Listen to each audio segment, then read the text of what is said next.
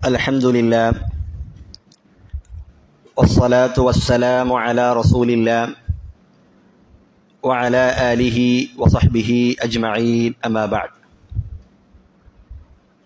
اللهم علمنا ما ينفعنا وانفعنا بما علمتنا وزدنا علما. سبحانك لا علم لنا إلا ما علمتنا إنك أنت العليم الحكيم. മൂന്നാമത്തെ അധ്യായമായ ബാബു തഹ്ഖീഖി തൗഹീദ് എന്ന അധ്യായത്തിലെ ഹദീസാണ് നാം അവസാനമായി പഠിച്ചുകൊണ്ടിരിക്കുന്നത്. ആ ഹദീസിൽ ശിക്ഷയോ വിചാരണയോ കൂടാതെ 70,000 ആളുകൾ അവർ സ്വർഗത്തിൽ പ്രവേശിക്കുമെന്ന് റസൂലുള്ളാഹി സ്വല്ലല്ലാഹു അലൈഹി വസല്ലമ അവിടുന്ന് സന്തോഷ വാർത്ത അറിയിക്കുകയുണ്ടായി. ആരാണ് ആ 70,000 ആളുകൾ? ആരാണ്? അവരുടെ വിശേഷണമായി കൊണ്ട് റസൂലുള്ളാഹി സ്വല്ലല്ലാഹു അലൈഹി വസല്ലമ പറഞ്ഞു, ഹുമുല്ലദീന ലാ യസ്തർഖൂൻ വലാ യക്തവൂൻ വലാ യതതയ്യറൂൻ വഅലാ റബ്ബിഹിം യതവക്കലൂൻ. 4 വിശേഷണങ്ങളാണ് അവർക്കുള്ളത്. ഒന്നാമത്തെ വിശേഷണം ലാ യസ്തർഖൂൻ, അവർ സ്വന്തത്തിന് വേണ്ടി മറ്റുള്ളവരോട് റുഖ്യ ചെയ്യാൻ, മന്ത്രിക്കാൻ ആവശ്യപ്പെടാത്ത ആളുകളാണ്. നമ്മൾ കഴിഞ്ഞ ക്ലാസ്സിൽ സൂചിപ്പിക്കുകയുണ്ടായി, ഈ ഹദീസിന്റെ ചില റിവായത്തുകളിൽ എന്ത് വന്നിട്ടുണ്ട്? ലാ യർഖൂൻ, അവർ റുഖ്യ ചെയ്യാത്തവരാണ് എന്ന് വന്നിട്ടുണ്ട്. പക്ഷേ അത് റാവിക്ക്, ഹദീസ് ഉദ്ധരിക്കുന്ന റിപ്പോർട്ടർക്ക് സംഭവിച്ച പിഴവാണ്. അതുപോലെ തന്നെ ഇമാം ബുഖാരിയും ഇമാം മുസ്ലിമും അതുപോലെ മറ്റു അവരെല്ലാം ഉദ്ധരിച്ച ഹദീസിൽ വന്നിട്ടുള്ള വാക്യം എന്താണ്? ലാ യസ്തർഖൂൻ എന്നാണ്. അഥവാ സ്വന്തത്തിന് വേണ്ടി മറ്റൊരാളോട് മന്ത്രം ആവശ്യപ്പെടാത്തവർ, അതല്ലാതെ റുഖ്യ ചെയ്യാത്തവർ എന്നല്ല. കാരണം റുഖ്യ ചെയ്യാത്തവരാണ് എന്ന് പറയുമ്പോൾ അത് റസൂലുള്ളാഹി സ്വല്ലല്ലാഹു അലൈഹി വസല്ലമയുടെ സഹീഹായ ഒട്ടനവധി ഹദീസുകൾക്ക് അത് എതിരാകും. കാരണം റസൂലുള്ളാഹി സ്വല്ലല്ലാഹു അലൈഹി വസല്ലമ അവിടുന്ന് രോഗം വന്ന സന്ദർഭത്തിൽ മന്ത്രിച്ചിട്ടുണ്ട്. അതുപോലെ തന്നെ റസൂലുള്ളാഹി സ്വല്ലല്ലാഹു അലൈഹി വസല്ലമക്ക് അവിടുന്ന് രോഗം പ്രയാസമായ സന്ദർഭത്തിൽ അവിടുത്തെ പ്രിയപ്പെട്ട ഭാര്യ ആയിഷ റളിയല്ലാഹു അൻഹ അവർ മന്ത്രിച്ചു കൊടുത്തിട്ടുണ്ട്. റസൂൽ രോഗബാധിതനായി കിടക്കുമ്പോൾ ജിബ്രീൽ അലൈഹിസ്സലാം വന്നുകൊണ്ട് റസൂലിന് മന്ത്രിച്ചു കൊടുത്തിട്ടുണ്ട്. അപ്പോൾ സ്വയം മന്ത്രിക്കുക, അതുപോലെ മറ്റുള്ളവർക്ക് മന്ത്രിച്ചു കൊടുക്കുക, ഇതെല്ലാം റസൂലുള്ളാഹി സ്വല്ലല്ലാഹു അലൈഹി വസല്ലമയുടെ സുന്നത്തിൽ സ്ഥിരപ്പെട്ട കാര്യമാണ്. അതുകൊണ്ട് തന്നെ ലാ യസ്തർഖൂൻ എന്ന വാക്യമാണ്, അതാണ് ശരിയായത് എന്ന് നമ്മൾ അവസാനമായി സൂചിപ്പിക്കുകയുണ്ടായി. അതിനുശേഷം നമ്മൾ പറഞ്ഞിരുന്നു, റുഖ്യയുടെ വിഷയത്തിൽ ജനങ്ങൾ 4 അവസ്ഥയാണുള്ളത്. മന്ത്രിക്കുക, റുഖ്യ 2 രൂപത്തിലാണുള്ളത്. അർ റുഖ്യത്തു ശർഇയ്യ, ശർഇയ്യായ ദീനിൽ റസൂലുള്ളാഹി സ്വല്ലല്ലാഹു അലൈഹി വസല്ലമ പഠിപ്പിച്ച മന്ത്രമുണ്ട്. അതേതാണ്? ഖുർആനും ആയത്തുകളുമൊക്കെ ഓതിക്കൊണ്ട് രോഗിയെ മന്ത്രിക്കുക. സൂറത്തുൽ ഇഖ്ലാസ്, അതുപോലെ തന്നെ സൂറത്തുൽ ഫലഖ്, സൂറത്തുൽ നാസ്, സൂറത്തുൽ ഫാത്തിഹ, ആയത്തുൽ കുർസി, അങ്ങനെയുള്ള ഖുർആനിന്റെ വചനങ്ങൾ, അതല്ലാത്ത മറ്റ് ആയത്തുകളൊക്കെ ഓതിക്കൊണ്ട് അത് രോഗിയുടെ മേൽ അത് ഊതുകയും തടവുകയും ഒക്കെ ചെയ്യുക. അതുപോലെ മറ്റ് പ്രാർത്ഥനകൾ, റസൂലുള്ളാഹി സ്വല്ലല്ലാഹു അലൈഹി വസല്ലമ പഠിപ്പിച്ച പ്രാർത്ഥനകൾ പ്രാർത്ഥിക്കുക. ഇതൊക്കെ ദീനിൽ പഠിപ്പിക്കപ്പെട്ട മന്ത്രമാണ്. അതിനാണ് അർ റുഖ്യത്തു അശ്ശർഇയ്യ എന്ന് പറയുന്നത്. എന്നാൽ അർ റുഖ്യത്തുൽ മംനൂഅ, ദീനിൽ വിലക്കപ്പെട്ട ഒരു മന്ത്രമുണ്ട്. അതേതാണ്? ശിർക്കിന്റെ മന്ത്രമാണ്. ജിന്നുകളോട് സഹായം തേടിക്കൊണ്ടുള്ള അത്തരത്തിലുള്ള ശിർക്കൻ പ്രാർത്ഥനകളൊക്കെ ഉൾക്കൊള്ളുന്നതായ മന്ത്രങ്ങൾ, അത് ദീനിൽ വിലക്കപ്പെട്ട മന്ത്രമാണ്. അത് നമ്മൾ ആദ്യമേ മനസ്സിലാക്കേണ്ട കാര്യമാണ്. ഇനി റുഖ്യയുടെ വിഷയത്തിൽ നമുക്ക് 4 അവസ്ഥകളാണുള്ളത്. ഒന്നാമത്തേത്, അയാൾക്ക് വേണ്ടി റുഖ്യ ചെയ്യുക. എനിക്കൊരു രോഗം ബാധിച്ചു, ആ സന്ദർഭത്തിൽ ഞാൻ ഫാത്തിഹ ഓതി, അതല്ലെങ്കിൽ മുഅവ്വിദതൈൻ, നാസും ഫലക്കുമൊക്കെ ഓതി ഞാൻ തന്നെ സ്വയം തടവുക. അത് അനുവദിക്കപ്പെട്ട കാര്യമാണ്. അതിൽ യാതൊരു കുഴപ്പവുമില്ല. രണ്ടാമത്തെ കാര്യം, ഒരാൾ മറ്റൊരാൾക്ക് വേണ്ടി റുഖ്യ ചെയ്തു കൊടുക്കുക. അതും അനുവദിക്കപ്പെട്ട കാര്യമാണ്. റസൂലുള്ളാഹി സ്വല്ലല്ലാഹു അലൈഹി വസല്ലമക്ക് ജിബ്രീൽ അലൈഹിസ്സലാം മന്ത്രിച്ചു കൊടുത്തിട്ടുണ്ട്. അതുപോലെ തന്നെ അവിടുത്തെ പ്രിയപ്പെട്ട ഭാര്യ ആയിഷ റളിയല്ലാഹു അൻഹ അവിടുന്ന് മന്ത്രിച്ചു കൊടുത്തിട്ടുണ്ട്. അതുപോലെ റസൂലുള്ളാഹി സ്വല്ലല്ലാഹു അലൈഹി വസല്ലമ എന്ത് പറഞ്ഞിട്ടുണ്ട്?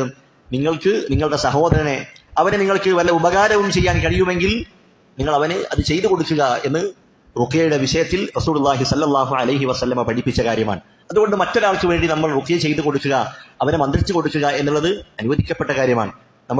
പ്രത്യേകിച്ച് നമ്മുടെ വീട്ടിലുള്ള മക്കൾ, ചെറിയ മക്കൾ, അവരൊക്കെ അസുഖബാധിതരാകുന്ന സന്ദർഭത്തിൽ നമ്മൾ ഈ കാര്യം പ്രത്യേകം ശ്രദ്ധിക്കണം. അവർക്ക് മരുന്നുകൾ നൽകുന്നതോടൊപ്പം മറ്റ് ചികിത്സകളൊക്കെ നൽകുന്നതോടൊപ്പം ഇത്തരത്തിൽ റസൂലുള്ളാഹി സ്വല്ലല്ലാഹു അലൈഹി വസല്ലമ പഠിപ്പിച്ച പ്രാർത്ഥനകളും ദിക്റുകളും നമ്മൾ അവർക്ക് വേണ്ടി പ്രാർത്ഥിച്ചു കൊടുക്കേണ്ടതുണ്ട്.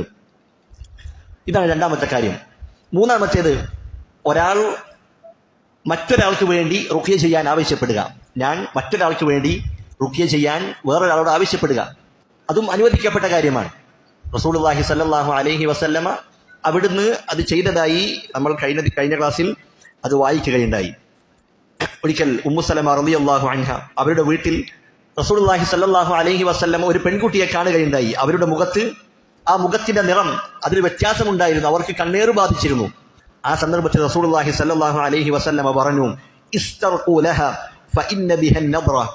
നിങ്ങൾ ഇവൾക്ക് വേണ്ടി റുഖ്യ ചെയ്യാൻ ആവശ്യപ്പെടുക, അവൾക്ക് കണ്ണേറ് ബാധിച്ചിട്ടുണ്ട് എന്ന് റസൂലുള്ളാഹി സ്വല്ലല്ലാഹു അലൈഹി വസല്ലമ പറഞ്ഞതായി കാണാം. അപ്പോൾ മറ്റൊരാൾക്ക് വേണ്ടി റുഖ്യ ചെയ്യാൻ നമുക്ക് ആവശ്യപ്പെടാം, അതും ദീനിൽ പഠിപ്പിക്കപ്പെട്ട കാര്യമാണ്. നാലാമത്തെ കാര്യം, അതാണ് ഈ ഹദീസിൽ നമ്മൾ ചർച്ച ചെയ്യുന്ന വിഷയം. ഒരാൾ സ്വയം തനിക്ക് വേണ്ടി മറ്റൊരാളോട് റുഖ്യ ആവശ്യപ്പെടുക. അത് അങ്ങനെ ആവശ്യപ്പെടാത്ത ആളുകളാണെന്ത്? നാളെ പരലോകത്ത് 70,000 ആളുകളിൽ ഉൾപ്പെടുന്നവർ, വിചാരണയോ ശിക്ഷയോ ഒന്നും കൂടാതെ സ്വർഗത്തിലേക്ക് പ്രവേശിക്കപ്പെടുന്ന ആളുകൾ അവരാരാണ്? അവർ സ്വന്തത്തിനു വേണ്ടി മറ്റുള്ളവരോട് റുഖ്യ ആവശ്യപ്പെടാത്ത ആളുകളാണ്. കാരണം മറ്റുള്ളവരോട് റുഖ്യ ചെയ്യാൻ ആവശ്യപ്പെടുക എന്നുള്ളത് അതിൽ ചില കാര്യങ്ങൾ ഉൾക്കൊള്ളുന്നുണ്ട്. ഞാൻ ഒരാളോട് റുഖ്യ ചെയ്യാൻ ആവശ്യപ്പെടുമ്പോൾ അവൻ്റെ മുന്നിൽ, ആ സൃഷ്ടിയുടെ മുന്നിൽ ഒരു താഴ്മയോടുകൂടിയുള്ള ചോദ്യമായി, വിനയമായി അത് കണക്കാക്കപ്പെടുകയാണ്. അപ്പോൾ തൗഹീദ് തഹ്ഖീഖ് ചെയ്ത ആളുകൾ, അവർ സാക്ഷാത്കരിച്ച ആളുകൾ, അവർ അള്ളാഹുവിൽ തവക്കുലാക്കിയ ആളുകളാണ്, തവക്കുൽ പരിപൂർണമുള്ള ആളുകളാണ് അവർ. അവരൊരിക്കലും മറ്റൊരു സൃഷ്ടിയുടെ മുൻപിൽ ഇത്തരത്തിലുള്ള ചോദ്യങ്ങൾ അവർ ചോദിക്കുകയില്ല, അവർ താഴ്ന്നു കൊടുക്കുകയില്ല. അതുകൊണ്ട് തന്നെ സൃഷ്ടികളുടെ മുൻപിൽ ഒരു വിനയത്വം, ഒരു താഴ്മ കാണിക്കൽ ഇത്തരത്തിൽ മറ്റുള്ളവരോട് റുഖ്യ ആവശ്യപ്പെടുന്നതിലുണ്ട് എന്ന് പണ്ഡിതന്മാർ പറഞ്ഞതായി കാണാം. അതുകൊണ്ടാണ് അവർ അത് ഒഴിവാക്കിയത്.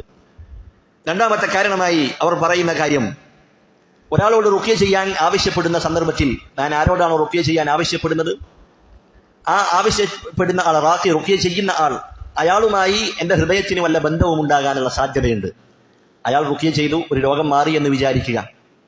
അപ്പോൾ റുഖ്യ ചെയ്ത ആളുമായി ഹൃദയത്തിന് ചില ബന്ധം ഉണ്ടാകാൻ സാധ്യതയുണ്ട്.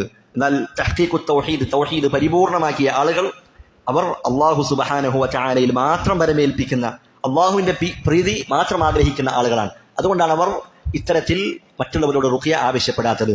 മൂന്നാമത്തെ കാരണമായി പണ്ഡിതന്മാർ പറഞ്ഞു, ഒരാളോട് റുഖ്യ ആവശ്യപ്പെടുക എന്നുള്ളത് അത് ബഹുഭൂരിപക്ഷവും ആ ചോദ്യം എന്തായിരിക്കും? ആവശ്യമില്ലാത്ത ചോദ്യമാണ്. കാരണം ഒരാൾക്ക് തന്നെ സ്വയം റുഖ്യ ചെയ്യാൻ കഴിയും, എന്നിട്ടും മറ്റൊരാളോട് റുഖ്യ ചോദിക്കുന്നതാണ് അധികവും നമ്മൾ കണ്ടുവരുന്നത്.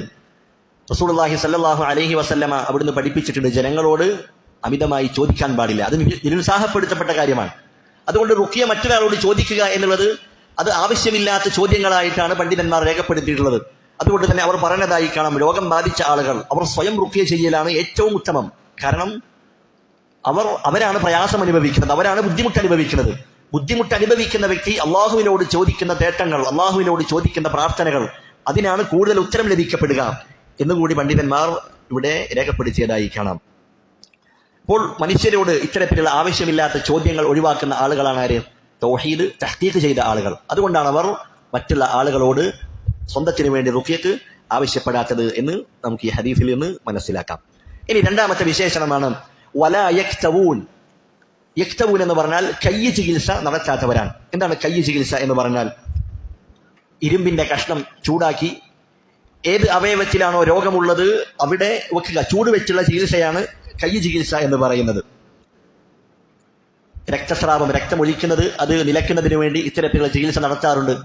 അതുപോലെ തന്നെ ഏതെങ്കിലും അവയവങ്ങളിൽ അവിടെ അടിഞ്ഞുകൂടിയ ബാക്ടീരിയകൾ അതൊക്കെ നശിപ്പിക്കുന്നതിന് വേണ്ടി ഇത്തരത്തിൽ ആ അവയവത്തിന്മേൽ ചൂട് വെക്കാറുണ്ട്. അതിനാണ് കയ്യ് ചികിത്സ എന്ന് പറയുക. അപ്പോൾ വലാ യക്തവൂൻ, അവർ ചൂട് വെച്ച് ചികിത്സിക്കാത്തവരാണ്. കിതാബ് തൗഹീദിന്റെ ചില ശറഹുകളിൽ ചില പണ്ഡിതന്മാർ പറഞ്ഞതായി കാണാം, വലാ യക്തവൂൻ എന്നതുകൊണ്ട് അർത്ഥമാക്കുന്നത് ചൂട് വെച്ചുള്ള ചികിത്സ മറ്റുള്ളവരോട് തേടാത്തവരാണ് എന്ന് അതിനർത്ഥം കൊടുത്തതായി കാണാം. എന്നാൽ ആ അർത്ഥം ഈ വാക്കിൽ ലഭിക്കുകയില്ല. യക്തവൂൻ എന്ന് പറഞ്ഞാൽ എന്താണ്? കയ്യ് ചികിത്സ നടത്താത്തവർ എന്നാണ്. അതല്ലാതെ കയ്യ് ചികിത്സ മറ്റൊരാളോട് ചോദിക്കാത്തവർ എന്ന അർത്ഥം യക്തവൂൻ എന്ന വാക്കിന് ലഭിക്കുകയില്ല. കാരണം അറബിയിൽ അലിഫ് അതുപോലെ സീൻ ത ഈ 3 പദങ്ങൾ തുടക്കത്തിൽ ചേർന്ന് വരുന്ന വാക്കുകൾ അതിനെന്തുണ്ടാവും? മറ്റൊരാളോട് തേടുക എന്നുള്ള അർത്ഥമുണ്ടാകും. അപ്പോ ഇസ്തിർഖാ അതിന്റെ തുടക്കത്തിൽ എന്താണ്? അലിഫും സീനും താവുമാണ്. അപ്പൊ അതിന്റെ അർത്ഥം എന്താണ്? റുഖിയ ഒരാളോട് ആവശ്യപ്പെടുക എന്നാണ്. ഇസ്തിഗ്ഫാർ എന്ന് പറഞ്ഞാൽ എന്താണ്? പാപമോചനം തേടലാണ്, അള്ളാഹുവിനോട് ഇസ്തിഗ്ഫാർ ചോദിക്കലാണ്. അപ്പോൾ ഇവിടെ വന്നിട്ടുള്ളത് യക്തവൂൻ എന്നുള്ള വാക്കാണ്, അതല്ലാതെ ഇസ്തിഖ്വാ അല്ല. ഇസ്തിഖ്വാ ആണ് എന്ത്? ഒരാളോട് കയ്യ ചികിത്സ ആവശ്യപ്പെടുക എന്നുള്ളത്. പക്ഷേ ഹദീസിൽ വന്നിട്ടുള്ള വാക്യം വലാ യക്തവൂൻ, അവർ കയ്യ ചികിത്സ നടത്താത്തവരാണ്.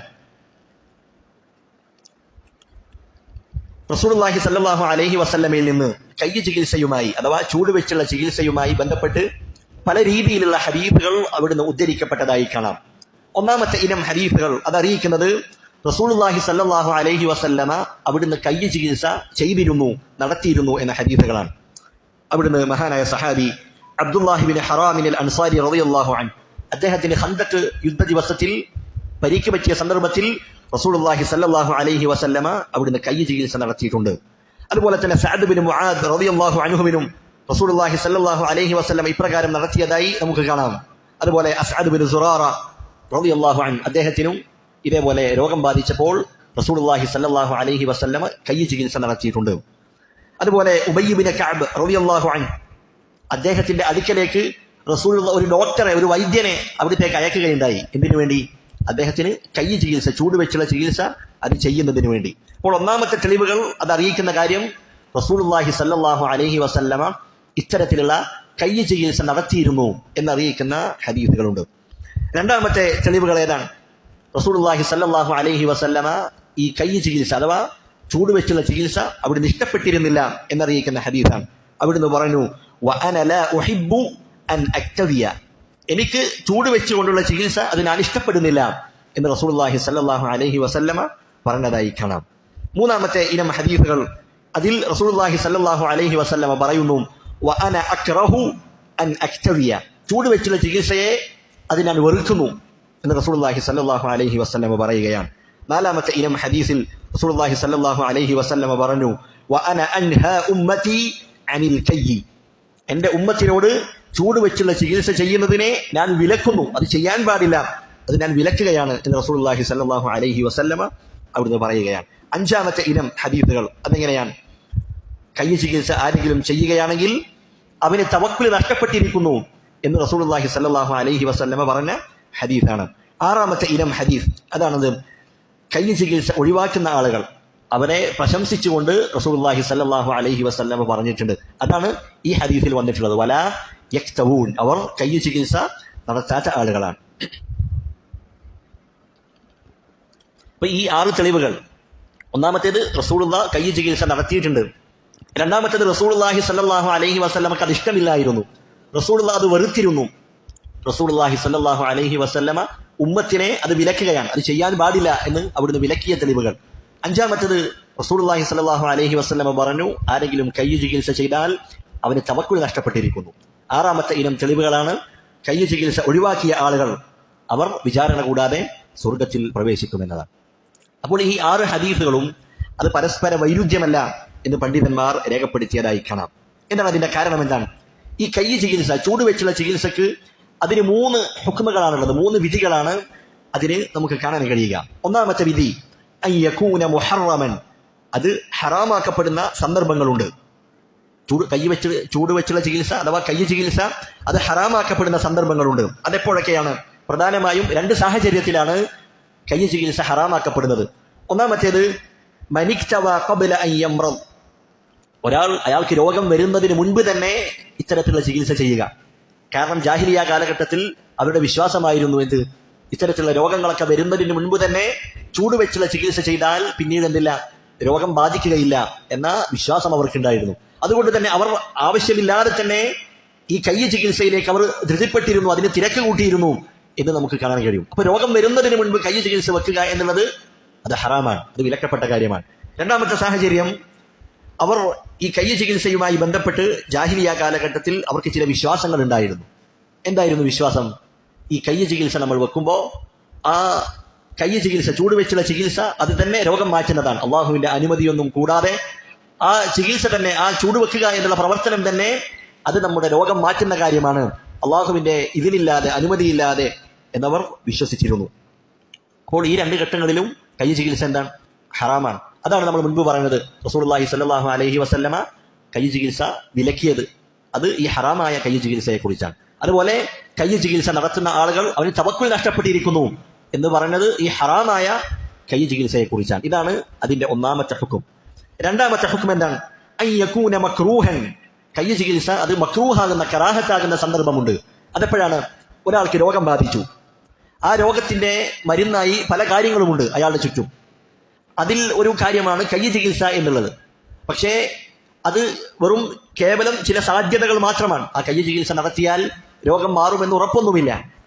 അത് കേവലം ചില സാധ്യതകൾ മാത്രമാണ്, ഉറപ്പായ കാര്യമല്ല. അത്തരം ഘട്ടങ്ങളിൽ, അത്തരം സാഹചര്യങ്ങളിൽ ആ കൈ ചികിത്സ ഒഴിവാക്കുക എന്നുള്ളതാണെന്ത് കൂടുതൽ ഉത്തമമായത്. അതാണ് രണ്ടാമത്തെ സന്ദർഭം, മക്രൂഹായ സന്ദർഭം. അതെപ്പോഴാണ്? ഒരാൾക്ക് അസുഖം വന്നു, അയാൾക്ക് മുൻപിൽ പല ചികിത്സാ രീതികളുമുണ്ട്, പല മരുന്നുകളും അയാളുടെ മുൻപിൽ ലഭ്യമാണ്. എന്നിട്ടും അയാൾ കൈ ചികിത്സയാണ് നടത്തുന്നത്. കൈ ചികിത്സ എന്നുള്ളത് ആ രോഗത്തിന്റെ ശമനമായി ഉറപ്പുള്ള കാര്യമൊന്നുമല്ല, മറിച്ച് അല്പം ചില സാധ്യതകൾ മാത്രമേ ഉള്ളൂ. അത്തരം ഘട്ടങ്ങളിൽ കൈ ചികിത്സ ഒഴിവാക്കേണ്ടതാണ്, അത് മക്രൂഹായ കാര്യമാണ്. അതാണ് റസൂലുള്ളാഹി സ്വല്ലല്ലാഹു അലൈഹി വസല്ലം എന്ന് പറഞ്ഞത്, ഞാൻ കൈ ചികിത്സ ഇഷ്ടപ്പെടുന്നില്ല, അതല്ലെങ്കിൽ അത് ഞാൻ വെറുക്കുന്നു എന്ന് പറഞ്ഞ ഹദീസുകൾ അത് ഈ കാര്യത്തെക്കുറിച്ചാണ്. അതുപോലെ തന്നെ കൈ ചികിത്സ ഒഴിവാക്കിയ ആളുകൾ അവരെ പ്രശംസിച്ച് പറഞ്ഞിട്ടുണ്ട് റസൂലുള്ളാഹി സ്വല്ലല്ലാഹു അലൈഹി വസല്ലം. അത്തരത്തിലുള്ള ആളുകൾ സ്വർഗത്തിൽ വിചാരണ കൂടാതെ പ്രവേശിക്കുമെന്ന് പറഞ്ഞിട്ടുണ്ട്. അത് ഏത് കൈ ചികിത്സ ഒഴിവാക്കിയ ആളുകളാണ്?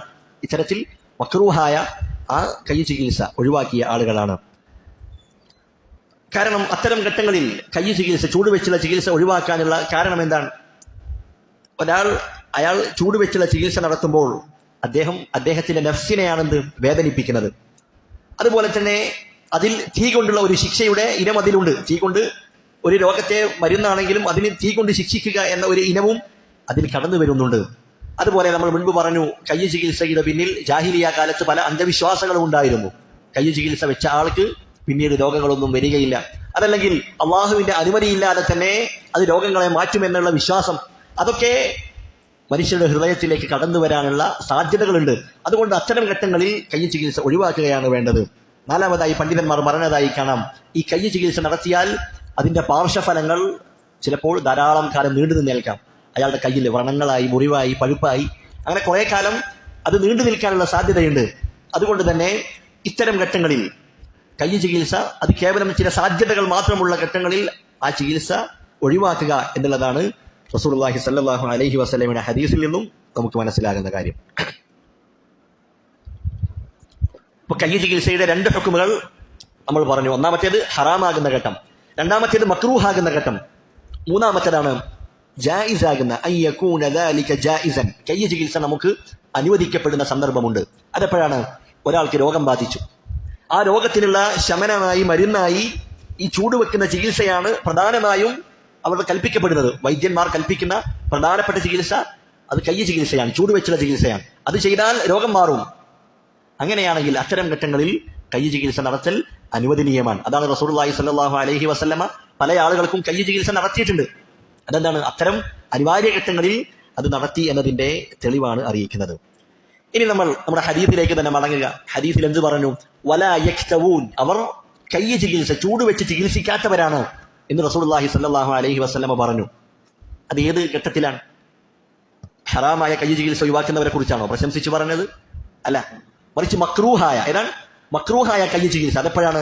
ഒരാളുടെ മുൻപിൽ രോഗം വന്നു, അയാളുടെ മുൻപിൽ മറ്റു പല മരുന്നുകളുമുണ്ട്, അതിൽപ്പെട്ട ഒരു മരുന്നാണെന്ത്? കൈ ചികിത്സ എന്നുള്ളത്, ചൂടുവെച്ചുള്ള ചികിത്സ. പക്ഷേ അത് കേവലം ചില സാധ്യതയാണ്, ആ രോഗം മാറാനുള്ള സാധ്യത മാത്രമാണ്. അത്തരം ഘട്ടങ്ങളിൽ കൈ ചികിത്സ ഒഴിവാക്കിയ ആളുകൾ, അവരെ കുറിച്ചാണ് റസൂലുള്ളാഹി സ്വല്ലല്ലാഹു അലൈഹി വസല്ലമ എന്ത് പറഞ്ഞിട്ടുള്ളത്? വലാ യക്തവൂൻ, അവർ കൈ ചികിത്സ, ചൂടുവെച്ചുള്ള ചികിത്സ നടത്താത്തവരാണ് എന്ന് പറഞ്ഞിട്ടുള്ളത്. മൂന്നാമത്തെ വിശേഷണമായി റസൂലുള്ളാഹി പറയുന്നു വലാ യതതയ്യറൂൻ, അവർ ശകുനം നോക്കാത്തവരാണ്. അപ്പോൾ തീറത്തിന്റെ ശകുനം നോക്കുക, ആ വിഷയവുമായി ബന്ധപ്പെട്ട് കിതാബ് തൗഹീദിൽ ഇൻഷാ അല്ലാഹ് നമുക്ക് പ്രത്യേകമായ ഒരു അധ്യായം തന്നെ നമ്മൾ പഠിക്കുന്നതാണ്. ആ സമയത്ത് നമുക്കത് വിശദീകരിക്കാം. നാലാമത്തെ വിശേഷണമാണ് വഅലാ റബ്ബിഹിം യതവക്കലൂൻ, അവരവരുടെ റബ്ബിൽ, അവരുടെ രക്ഷിതാവിൽ പരിപൂർണമായും തവക്കുലാക്കുന്ന ആളുകളാണ്. അല്ലെ, നമ്മൾ മുൻപ് പറഞ്ഞ മൂന്ന് വിശേഷണങ്ങൾ, മറ്റുള്ളവരോട് സ്വന്തത്തിന് വേണ്ടി മറ്റുള്ളവരോട് റുഖിയ ആവശ്യപ്പെടാത്തവർ, അതുപോലെ തന്നെ കയ്യ് ചികിത്സ നടത്താത്തവർ, അതുപോലെ ശകുനം നോക്കാത്ത ആളുകൾ, ഇവർ എങ്ങനെയുള്ള ആളുകളായിരിക്കും?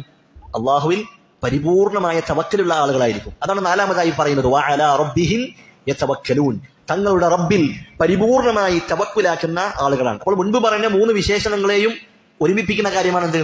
ഈ തവക്കുൽ എന്നുള്ള കാര്യം. അവർ തവക്കുൽ പരിപൂർണമാക്കിയ ആളുകളാണ്. തഹ്ഖീഖു തൗഹീദ്, തൗഹീദ് സാക്ഷാത്കരിച്ചവർ, അവർ തവക്കുലിന്റെ ഏറ്റവും ഉയർന്ന പദവിയിലുള്ള ആളുകളാണ്. എന്താണ് തവക്കുൽ എന്ന് പറഞ്ഞാൽ? പണ്ഡിതന്മാർ പറഞ്ഞതായി കാണാം, തർക്കുൽ ഇഅ്തിമാദി അലൽ അസ്ബാബി ബഅദ ബദ്ലിൽ അസ്ബാബ്. ഭൗതികമായ കാരണങ്ങളും ഭൗതികമായ മാർഗങ്ങളും അത് ഉപയോഗപ്പെടുത്തിയതിനു ശേഷം അല്ലാഹു സുബ്ഹാനഹു വ തആലയിൽ ബരമേൽപ്പിക്കുക. നമ്മുടെ ഹൃദയം അത് അല്ലാഹുവിൽ ബരമേൽപ്പിക്കുക. നമ്മുടെ ഹൃദയത്തിന്റെ ബന്ധം അത് അല്ലാഹു നിശ്ചയിച്ച കാരണങ്ങളിലാകാൻ പാടില്ല, മറിച്ച് ഭൗതികമായ കാര്യകാരണങ്ങൾ അതുമായി ബന്ധപ്പെടണം. എന്നിട്ട് നമ്മുടെ ഹൃദയം ബന്ധിപ്പിക്കേണ്ടത് അത് അല്ലാഹുവിലായിരിക്കണം. അതാണ് തവക്കുൽ എന്ന് പറയുന്നത്. 2 കാര്യങ്ങളാണ് തവക്കുൽ. ഒന്ന് ബദ്ലുൽ അസ്ബാബ്, കാരണങ്ങൾ കാര്യകാരണങ്ങളുമായി ബന്ധപ്പെടുക എന്നുള്ളതാണ്. രണ്ടാമത്തേത് മഅൽ ഇഅ്തിമാദി അലല്ലാഹ്, അതോടൊപ്പം അല്ലാഹു സുബ്ഹാനഹു വ തആലയിൽ പൂർണ്ണമായി അവലംബിക്കണം. നമ്മുടെ ഹൃദയത്തിന്റെ അവലംബം അത് അല്ലാഹുവിലാണ്, അതല്ലാതെ ഇത്തരത്തിലുള്ള കാരണങ്ങളിലാകാൻ പാടില്ല. അതിന്റെ അർത്ഥം കാരണങ്ങൾ ഒഴിവാക്കണമെന്നല്ല, കാരണങ്ങൾ ചെയ്യുക തന്നെ വേണം. ഒരാൾ കാരണങ്ങൾ ചെയ്യാതെ അയാൾ തവക്കുലാക്കിയിരിക്കുക എന്നുള്ളത് അത് ദീനിൽ പഠിപ്പിക്കപ്പെട്ട കാര്യമല്ല. ഉദാഹരണമായി, ഒരാൾക്ക് റിസ്ക് വേണം, ഉപജീവനം വേണം, അയാൾ അള്ളാഹുവിൽ തവക്കുലാക്കുന്നുണ്ട്, അയാൾ ജോലിക്കൊന്നും പോകുന്നില്ല, അതല്ലെങ്കിൽ അതിനുള്ള മാർഗങ്ങളൊന്നും സ്വീകരിക്കുന്നില്ല എങ്കിൽ അവന്റെ തവക്കുൽ അത് ശരിയല്ല. കാരണം ആ റിസ്ക് നേടാനുള്ള ഉപജീവനത്തിനുള്ള മാർഗങ്ങൾ, അതിനുള്ള അസ്ബാബുകൾ അവൻ സ്വീകരിച്ചിട്ടില്ല എന്നതുകൊണ്ട് തന്നെ അവന്റെ തവക്കുൽ അവിടെ പരിപൂർണമല്ല എന്ന് നമുക്ക് മനസ്സിലാക്കാം. ഈ ഹദീസിന്റെ വിശദീകരണത്തിൽ ചില ആളുകൾ അവരുടെ അറിവില്ലായ്മ കൊണ്ട്, അജ്ഞത കൊണ്ട് ചില ആളുകൾ പറഞ്ഞതായി കാണാം, ഇത്തരത്തിലുള്ള അസ്ബാബുകൾ, സബബുകൾ അത് പൂർണ്ണമായും ഒഴിവാക്കുകയും അള്ളാഹുവിൽ മാത്രം ബരമേൽപ്പിക്കുകയും ചെയ്യണം എന്ന് ഈ ഹദീസ് പഠിപ്പിക്കുന്നുണ്ട്. ഈ ഹദീസ് അങ്ങനെ പഠിപ്പിക്കുന്നില്ല, മറിച്ച് അള്ളാഹുവിൽ തവക്കുലാക്കുന്നതോടൊപ്പം അള്ളാഹു നമുക്ക് നിശ്ചയിച്ചു തന്ന സബബുകൾ, കാരണങ്ങൾ, മാർഗങ്ങൾ അത് സ്വീകരിക്കണം എന്നാണ് റസൂലുള്ളാഹി സ്വല്ലല്ലാഹു അലൈഹി വസല്ലമയുടെ ജീവിതം, അവിടുത്തെ ചര്യ നമ്മെ പഠിപ്പിക്കുന്ന കാര്യം അതാണ്. എന്നാൽ ഇത്തരത്തിലുള്ള സബബുകൾ സ്വീകരിക്കുന്ന സമയത്ത് നമ്മൾ ശ്രദ്ധിക്കണം, നമ്മുടെ ഹൃദയത്തിലുള്ള ഹൃദയം അത് ബന്ധപ്പെട്ടിരിക്കേണ്ടത്, അത് അതിന്റെ അവലംബം അള്ളാഹുവിലായിരിക്കണം, മറിച്ച് ഇത്തരത്തിലുള്ള കാരണങ്ങളിലാകരുത് എന്നുള്ളത് പ്രത്യേകം ശ്രദ്ധിക്കേണ്ട കാര്യമാണ്. അതുപോലെ തന്നെ ചില ആളുകൾ അവർ അവരുടെ അജ്ഞത കാരണം, ജഹ്ല് കാരണം ഈ ഹദീസിന്റെ ചില പാഠമായി അവർ പറഞ്ഞതാണ് അന്ന തർക തദാവി അഫ്ദൽ, ചികിത്സ ഉപേക്ഷിക്കുക, രോഗം വന്നാൽ ചികിത്സിക്കേണ്ടതില്ല, ചികിത്സ ഒഴിവാക്കുക, അതാണ് ഏറ്റവും ശ്രേഷ്ഠകരമായ കാര്യം. അവരെങ്ങനെയാണ് തെളിവ് പിടിച്ചത്? ഈ ഹദീസിൽ എന്ത് പറഞ്ഞു? നിങ്ങൾ സ്വന്തത്തിന് വേണ്ടി ഒരാളോട് റുഖ്യ ചോദിക്കാൻ പാടില്ല, അതല്ലെങ്കിൽ കയ്യ് ചികിത്സ നടത്താൻ പാടില്ല. ഇത് ഉപേക്ഷിച്ച ആളുകൾക്കാണ് റസൂലുള്ളാഹി സ്വല്ലല്ലാഹു അലൈഹി വസല്ലമ വിചാരണ കൂടാതെ, ശിക്ഷ കൂടാതെ സ്വർഗത്തിലേക്ക് പ്രവേശിക്കുമെന്ന് പറഞ്ഞത്. അത് മുൻനിർത്തിക്കൊണ്ട് അവരെന്ത് പറഞ്ഞു? ചികിത്സ ഒഴിവാക്കുക, അതാണ് ഏറ്റവും ശ്രേഷ്ഠകരമായ കാര്യം എന്നവർ മനസ്സിലാക്കി അവരങ്ങനെ പറയുകയുണ്ടായി. എന്നാൽ ഇതൊരിക്കലും ശരിയല്ല, മറിച്ച് ഈ ഹദീസിൽ പറഞ്ഞ 2 കാര്യങ്ങൾ അത് അതിൽ മാത്രം പരിമിതമാണ്, അതിൽ മാത്രം ബാധകമായ കാര്യമാണ്. എന്നാൽ മറ്റുള്ള ചികിത്സകളുണ്ട്, പൊതുവായ ചികിത്സകൾ, അതിലൊന്നും ഇത് പെടുകയില്ല എന്ന് നമ്മൾ പ്രത്യേകം മനസ്സിലാക്കേണ്ടതുണ്ട്. പൊതുവായ ചികിത്സ അതിന് 2 അവസ്ഥകളാണുള്ളത്. പണ്ഡിതന്മാർ പറയുന്നു അയ്യകൂന തദാവി വാജിബൻ, ചില സന്ദർഭത്തിൽ ചികിത്സ നിർബന്ധമാകുന്ന ഘട്ടമുണ്ട്. അതെപ്പോഴാണ്? ഒരാൾക്ക് രോഗം വന്നു, അയാൾക്ക് വല്ല വിപത്തും വന്നു, ആ സന്ദർഭത്തിൽ അയാളുടെ മുൻപിൽ ആ വിപത്തിന്, ആ രോഗത്തിന് ഒരു മരുന്നുണ്ട് എന്ന് അയാൾക്കറിയാം. അത് കുടിച്ചാൽ അല്ലെങ്കിൽ ആ മാർഗം സ്വീകരിച്ചാൽ അയാൾക്ക് രക്ഷപ്പെടാമെന്നും അയാൾക്കറിയാം.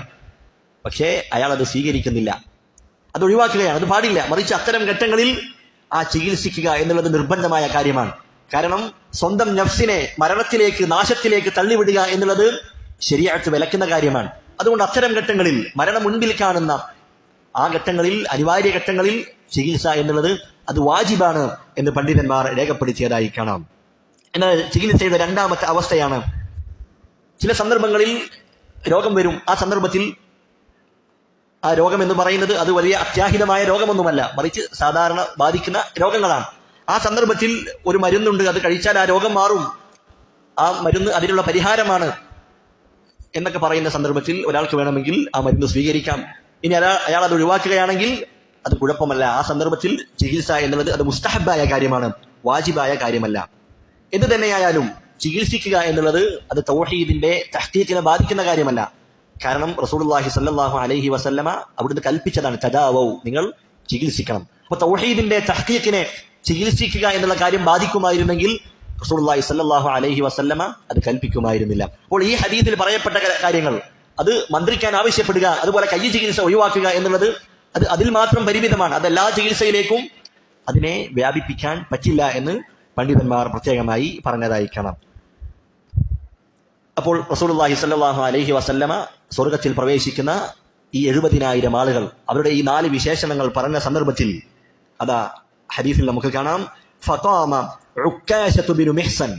ഉക്കാശ, കാഫിന് ശബ്ദ കൊടുത്ത് വായിക്കാം ഉക്കാശ, അതല്ലെങ്കിൽ ബിത്തസ്ഹീലി ഉകാശ എന്നും അതിന് വായനയുണ്ട്. മഹാനായ സഹാബിയാൻ, ബദറിൽ പങ്കെടുത്ത സഹാബിയാൻ. അതുപോലെ തന്നെ അബൂബക്കർ റളിയല്ലാഹു അൻഹുവിന്റെ കാലത്ത് കള്ളപ്രവാചകനായി പല ആളുകളും വാദിച്ചു വന്നിട്ടുണ്ട്. അവരോടുള്ള പോരാട്ടത്തിൽ ഷഹീദായിക്കൊണ്ടാണ് ഉക്കാശത്ത് ബിൻ മിഹ്സൻ റളിയല്ലാഹു അൻഹു അദ്ദേഹം മരണപ്പെടുന്നത്. അദ്ദേഹം എഴുന്നേറ്റ് നിന്നു. അദ്ദേഹം ചോദിക്കുകയാണ്, യാ റസൂലല്ലാഹ്, അല്ലാഹുവിന്റെ റസൂലേ, ഉദ്ഉല്ലാഹ അൻ യജഅലനി മിൻഹും.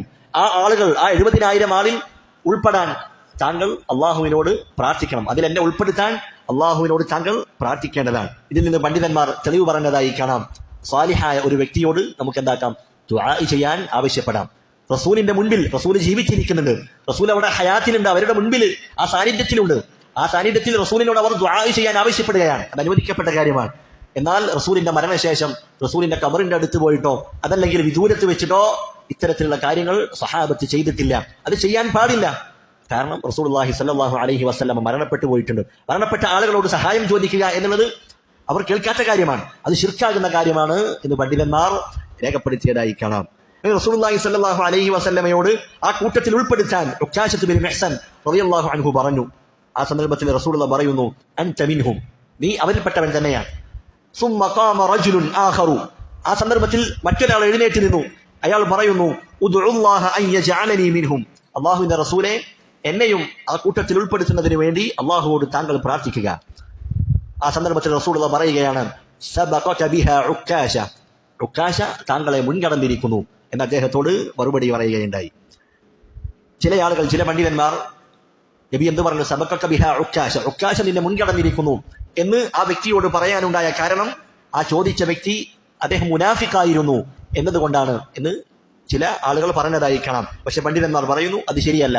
ആ ചോദിച്ച വ്യക്തി മുനാഫിക്കായിരുന്നില്ല. കാരണം മറ്റ് റിവായത്തുകളിൽ നമുക്ക് കാണാം, അന്നഹു റജുലുൻ മിനൽ അൻസാർ, അൻസാറുകളിൽപ്പെട്ട വ്യക്തിയാണ്. അപ്പോൾ സഹാബിയാണ്. സഹാബിയുടെ അടിസ്ഥാനം അദ്ദേഹം മുസ്ലിമാണ് എന്നുള്ളതാണ്. അതുപോലെ തന്നെ ഇത്തരത്തിൽ നന്മയിൽ താല്പര്യം കാണിക്കുന്നവർ ആരായിരിക്കും? മുസ്ലിമീങ്ങളാണ്. നിഫാഖുള്ള മുനാഫിക്കുകൾ അവർ നന്മയിൽ പിന്നോട്ടടിക്കുന്ന ആളുകളാണ്, മടിയന്മാരാണ്. അപ്പോൾ ഒരു നല്ല കാര്യത്തെക്കുറിച്ച് കേട്ടപ്പോൾ ഒരു വ്യക്തി അദ്ദേഹം എഴുന്നേറ്റ് നിന്ന് ചോദിക്കുകയുണ്ടായി. അത് സഹാബിയാണ് എന്ന് തന്നെയാണ് പണ്ഡിതന്മാർ രേഖപ്പെടുത്തിയിട്ടുള്ളത്. പിന്നെ എന്തിനാണ് റസൂലുള്ളാഹി സ്വല്ലല്ലാഹു അലൈഹി വസല്ലമ അപ്രകാരം പറഞ്ഞത്? സബഖക ബിഹാ ഉക്കാശ, ഉക്കാശ നിന്നെ മുൻകടന്നിരിക്കുന്നു എന്ന് പറയാനുള്ള കാരണം എന്താണ്? പണ്ഡിതന്മാർ പറഞ്ഞതായി കാണാം. റസൂലുള്ളാഹി ആ ചോദ്യത്തിന്റെ വാതിൽ അവിടെ അടയ്ക്കുകയാണ്. കാരണം ഒരാൾ ചോദിക്കുകയാണ്, അയാൾക്ക് ഉത്തരം പറഞ്ഞാൽ അടുത്ത ആൾ ചോദിക്കും. അങ്ങനെ ഓരോ ആളുകളും ചോദിക്കാനുള്ള സാധ്യതയുണ്ട്. അതുകൊണ്ട് ആ ചോദ്യത്തിന്റെ വാതിൽ, ആ വിഷയം റസൂലുള്ളാഹി സ്വല്ലല്ലാഹു അലൈഹി വസല്ലമ അവിടെ അടയ്ക്കുകയാണ്. അതല്ലെങ്കിൽ അർഹതയില്ലാത്ത ആളുകൾ പോലും ഇത്തരത്തിലുള്ള ചോദ്യങ്ങൾ ചോദിക്കാനുള്ള സാധ്യതയുണ്ട്. അതുകൊണ്ടാണ് റസൂലുള്ളാഹി സ്വല്ലല്ലാഹു അലൈഹി വസല്ലമ സബഖക ബിഹാ ഉക്കാശ എന്ന് പറഞ്ഞിട്ടുള്ളത്. അതുപോലെ തന്നെ ആ സഹാബിയുടെ മനസ്സിനെ വേദനിപ്പിക്കാത്ത രീതിയിലുള്ള മറുപടിയാണ് ആര്? റസൂലുള്ളാഹി സ്വല്ലല്ലാഹു അലൈഹി വസല്ലമ പറഞ്ഞത്. ആ സഹാബി ചോദിക്കുന്നത്, എന്നെ അതിൽ ഉൾപ്പെടുത്താൻ അള്ളാഹുവോട് താങ്കൾ പ്രാർത്ഥിക്കണമെന്നാണ്. റസൂലുള്ളാഹി എന്ത് പറഞ്ഞില്ല? നീയൊന്നും അവരിൽപ്പെട്ടവനല്ല എന്ന് ആ സഹാബിയോട് പറഞ്ഞില്ല. മറിച്ച് നിനക്കും അതിൽ ഉൾപ്പെടാനുള്ള സന്ദർഭമുണ്ട്, അതിനുള്ള അവസരമുണ്ട് എന്നുള്ള നിലക്കാണ് റസൂലുള്ളാഹി സ്വല്ലല്ലാഹു അലൈഹി വസല്ലമ പറഞ്ഞിട്ടുള്ളത്.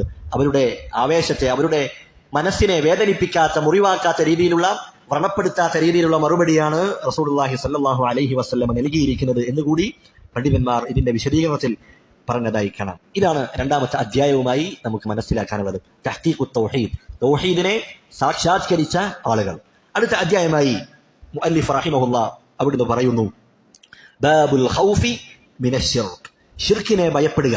അതാണ് അധ്യായത്തിന്റെ നാമം. അപ്പോൾ നമ്മൾ ആദ്യം പഠിച്ചത് തൗഹീദിന്റെ ശ്രേഷ്ഠതയാണ്. ഫദ്ലു തൗഹീദ്. തൗഹീദുള്ള ആളുകൾ അവർ സ്വർഗത്തിൽ പ്രവേശിക്കും. തൗഹീദുള്ള ആളുകൾക്ക് അവരുടെ പാപങ്ങൾ പൊറുക്കപ്പെടും.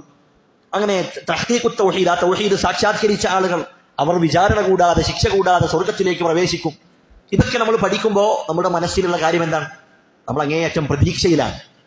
അല്ലാഹു സുബ്ഹാനഹു വ തആല എന്നെ സ്വർഗത്തിലേക്ക് പ്രവേശിപ്പിക്കും. മുവഹിദായ ഒരു വ്യക്തിയുടെ മനസ്സിലേക്ക് കടന്നു വരുന്നത് അള്ളാഹുവിലുള്ള പ്രതീക്ഷയാണ്. അള്ളാഹുവിന്റെ റഹ്മത്തും അള്ളാഹുവിന്റെ സ്വർഗവും അതാണ് അവന്റെ മനസ്സിൽ ഉണ്ടാകുന്നത്. അതുകൊണ്ടാണ് ആ പ്രതീക്ഷ, അതോടൊപ്പം എന്തുണ്ടായിരിക്കണം? ഖൗഫും ഉണ്ടായിരിക്കണം. അള്ളാഹുവിന്റെ ശിക്ഷയെക്കുറിച്ചുള്ള ഭയം. ആ ശിർക്ക് സംഭവിച്ചു പോകുമോ, ആ തൗഹീദ് അതെന്റെ ഹൃദയത്തിൽ നിന്ന് എടുത്തു മാറ്റപ്പെടുമോ എന്ന പേടി ഒരു വ്യക്തിയുടെ, മുസ്ലിമായ മുഅ്മിനായ മുവഹിദായ വ്യക്തിയുടെ ഹൃദയത്തിൽ ഉണ്ടാകണം. അതുകൊണ്ടാണ് ഈ തൗഹീദിന്റെ ശ്രേഷ്ഠതയും അതിന്റെ മഹത്വവും ഒക്കെ അതൊക്കെ പറഞ്ഞ ആ തൊട്ട് ഉടനെ തന്നെ ഈ അധ്യായം മുഅല്ലിഫ് റഹിമഹുല്ലാ നൽകാനുണ്ടായ കാരണമെന്ന് പണ്ഡിതന്മാർ രേഖപ്പെടുത്തിയതായി കാണാം. അപ്പോൾ തഹ്ഖീഖു തൗഹീദ്, തൗഹീദ് സാക്ഷാത്കരിക്കണം എന്ന് പറഞ്ഞു. ആ തൗഹീദിന്റെ സാക്ഷാത്കാരത്തിൽപ്പെട്ട ഒരു കാര്യമാണെന്ത്? ശിർക്കിനെ ഭയപ്പെടുക എന്നുള്ളത്. അത് തൗഹീദിന്റെ സാക്ഷാത്കാരമാണ്. അതോടൊപ്പം പണ്ഡിതന്മാർ പറഞ്ഞതായി കാണാം, കിതാബു തൗഹീദിൽ ഇനിയുള്ള മുഴുവൻ അധ്യായങ്ങളും അതെന്താണ്? തഹ്ഖീഖു തൗഹീദുമായി ബന്ധപ്പെട്ടതാണ്. അപ്പൊ തഹ്ഖീഖു തൗഹീദ് എന്ന് പറയുന്ന 3-ാമത്തെ അധ്യായത്തിന് ശേഷം ഇനി വരാനിരിക്കുന്ന മുഴുവൻ അധ്യായങ്ങളും അത് തഹ്ഖീഖു തൗഹീദുമായി ബന്ധപ്പെട്ടതാണ്. തൗഹീദിന്റെ സാക്ഷാത്കാരവുമായി ബന്ധപ്പെട്ട കാര്യങ്ങളാണ് ഇൻഷാ അള്ളാഹ് ഓരോ അധ്യായത്തിലൂടെയും നമ്മൾ പഠിക്കാനിരിക്കുന്നത്. അപ്പോൾ ഒരു മുഅ്മിനായ വ്യക്തി അവന്റെ മനസ്സിൽ പ്രതീക്ഷയും ഉണ്ടായിരിക്കണം, അതുപോലെ ഭയപ്പാടും ഉണ്ടായിരിക്കണം. അങ്ങനെയാണ് ഒരു മുസ്ലിമായ വ്യക്തി അള്ളാഹുവിലേക്കുള്ള അവന്റെ ആ യാത്ര ഈ 2 രൂപത്തിലായിരിക്കണം. ഖൗഫും റജാവും ഉണ്ടായിരിക്കണം. പണ്ഡിതന്മാർ അതിന് ഒരു ഉപമ പറഞ്ഞതായി കാണാം. ഒരു പക്ഷിയോടാണ് അവർ ഉപമിച്ചത്. ഒരു ഇബാദത്തിന്റെ അടിസ്ഥാനം എന്ന് പറയുന്നത് അത് 3 കാര്യങ്ങളാണ്. ഒന്നാമത്തേത് മഹബ്ബത്താണ്, അള്ളാഹുവിനോടുള്ള ഇഷ്ടമാണ്. നമ്മൾ എന്ത് ഇബാദത്ത് ചെയ്യുന്നതും അള്ളാഹുവിന്റെ കൽപ്പനകൾ അനുസരിക്കുന്നതും അള്ളാഹു വിലക്കിയ കാര്യങ്ങൾ നമ്മൾ ഒഴിവാക്കുന്നതും അതിന്റെയൊക്കെ പിന്നിലുള്ള അടിസ്ഥാനം അള്ളാഹുവിനോടുള്ള ഇഷ്ടമാണ്. അള്ളാഹുവിനോടുള്ള ഇഷ്ടം, മഹബ്ബത്തില്ലാതെ ഇബാദത്തില്ല. അപ്പോൾ ഒരു പക്ഷിയുടെ തലയുടെ സ്ഥാനം അതാണ് മഹബ്ബത്ത്. ആ മഹബ്ബത്തില്ലെങ്കിൽ ഇബാദത്തില്ല. അതുപോലെ ആ പക്ഷിയുടെ തലയില്ലെങ്കിൽ അതിന് ജീവനില്ല. ആ പക്ഷിയുടെ 2 ചിറകുകൾ അതാണ് ഖൗഫും റജാവും എന്ന് പറയുന്നത്. അത് 2 ചിറകുകളും ഒരേപോലെയായിരിക്കണം. ഒരു ചിറകിന് ഭാരം കൂടിയാൽ ആ പക്ഷിക്ക് ദീർഘദൂരം സഞ്ചരിക്കാൻ കഴിയില്ല, അത് നിലത്ത് പതിക്കുന്നതാണ്. അപ്പോൾ ഖൗഫും റജാവും അതെപ്പോഴും ഒരുപോലെയായിരിക്കണം എന്നതാണ് അടിസ്ഥാനം. ഇത് നമ്മൾ വളരെയധികം ശ്രദ്ധിക്കേണ്ട കാര്യമാണ്. തൗഹീദിന്റെ ശ്രേഷ്ഠത മനസ്സിലാക്കിയ ആളുകൾ അവർ ശിർക്കിനെ ഭയപ്പെടണം. ആ ശിർക്കിൽ നിന്ന് അതിൽ അകപ്പെടുന്നതിനെ കുറിച്ച് അവരിൽ ഭയപ്പാടുണ്ടായിരിക്കേണ്ടതാണ്. ഇമാം മുഹമ്മദ് ബിൻ അബ്ദുൽ വഹാബ് റഹിമഹുല്ലാ അദ്ദേഹത്തിന്റെ മറ്റൊരു ഗ്രന്ഥമാണ് കശ്ഫു ശുബ്ഹാത്ത്. അതിൽ തൗഹീദിന്റെ ധാരാളം ശ്രേഷ്ഠതകൾ, അതുപോലെ ശിർക്കിന്റെ അപകടങ്ങൾ അതെല്ലാം പറഞ്ഞതിന് ശേഷം അദ്ദേഹം പറഞ്ഞതായി കാണാം, നീ ഈ കാര്യം മനസ്സിലാക്കിയാൽ, അഥവാ തൗഹീദിന്റെ ശ്രേഷ്ഠതയും ശിർക്കിന്റെ അപകടവും ഒക്കെ നീ മനസ്സിലാക്കിയാൽ നിന്നിൽ 2 കാര്യങ്ങൾ ഉണ്ടാകും. ഒന്നാമത്തെ കാര്യം എന്താണ്? അൻ തഫ്റഹ ബിഫദ്ലില്ലാഹി അസ്സ വജല്ല അലൈക ബിത്തൗഹീദ്. അല്ലാഹു നിനക്ക് അവന്റെ ഫദ്ല് കൊണ്ട്, അല്ലാഹുവിന്റെ ഔദാര്യം കൊണ്ട് അവൻ നിന്നെ തൗഹീദ് ഉള്ളവനാക്കി, ആ തൗഹീദ് മനസ്സിലാക്കിയവനാക്കി, ഉൾക്കൊണ്ടവനാക്കി എന്നതിൽ നിനക്ക് സന്തോഷിക്കാം. അതാണ് ഒന്നാമത്തെ കാര്യം. രണ്ടാമത്തെ കാര്യമായി അദ്ദേഹം പറയുന്നു, അൻ യഅദുമ ഖൗഫുക മിനശ്ശിർക്ക്. ശിർക്കിനെ കുറിച്ചുള്ള ഭയപ്പാട് നിന്നിൽ അധികരിക്കുന്നതാണ്, വർദ്ധിക്കുന്നതാണ്. കാരണം ഒരൊറ്റ വാക്ക് മതി ഇസ്ലാമിൽ നിന്ന് പുറത്തു പോകാൻ, ഒരൊറ്റ വാക്ക് മതി, ശിർക്കിന്റെ കുഫറിന്റെ ഒരു വാക്ക് മതി. അങ്ങനെയാണെങ്കിൽ നീ ആ ശിർക്കിനെ, ആ കുഫറിനെ നീ എത്രമാത്രം ഭയപ്പെടേണ്ടിയിരിക്കുന്നു എന്ന് അദ്ദേഹം രേഖപ്പെടുത്തിയതായി കാണാം. അപ്പോൾ തൗഹീദിന്റെ ഫദ്ല് മനസ്സിലാക്കിയ ഒരാൾ അവർ ശിർക്കിന്റെ അപകടത്തെക്കുറിച്ചും അവർ മനസ്സിലാക്കേണ്ടതുണ്ട് എന്ന പാഠമാണ് നമ്മൾ ഇതിൽ നിന്നും ഉൾക്കൊള്ളേണ്ടത്. അതുപോലെ തന്നെ ഇതിന്റെ വിശദീകരണങ്ങളിൽ പണ്ഡിതന്മാർ പറഞ്ഞതായി കാണാം, അൽ ഖൗഫു മിന ശിർക്ക്, ശിർക്കിനെ ഭയപ്പെടുക എന്നുള്ള അധ്യായം മുഹമ്മദ് ബിൻ അബ്ദുൽ വഹാബ് റഹിമഹുല്ലാ കൊണ്ടുവരാനുള്ള മറ്റൊരു കാരണം എന്താണ്? ഖുബൂരികളായ ആളുകൾ, ഖബറാരാധകരായ ആളുകൾ, അള്ളാഹു അല്ലാത്ത ഖബറുകളുടെ മുൻപിൽ സുജൂദ് ചെയ്യുന്ന അമ്പിയാക്കന്മാരെയും ഔലിയാക്കന്മാരെയും ഒക്കെ വിളിച്ചു പ്രാർത്ഥിക്കുന്ന ആളുകൾ, അവർ പറയാറുള്ള പ്രധാനപ്പെട്ടൊരു ശുബ്ഹത്താണ്, തൗഹീദ് പ്രഖ്യാപിച്ച ലാ ഇലാഹ ഇല്ലല്ലാഹ് പറഞ്ഞ ആളുകളിൽ പിന്നീട് ശിർക്ക് സംഭവിക്കുകയില്ല.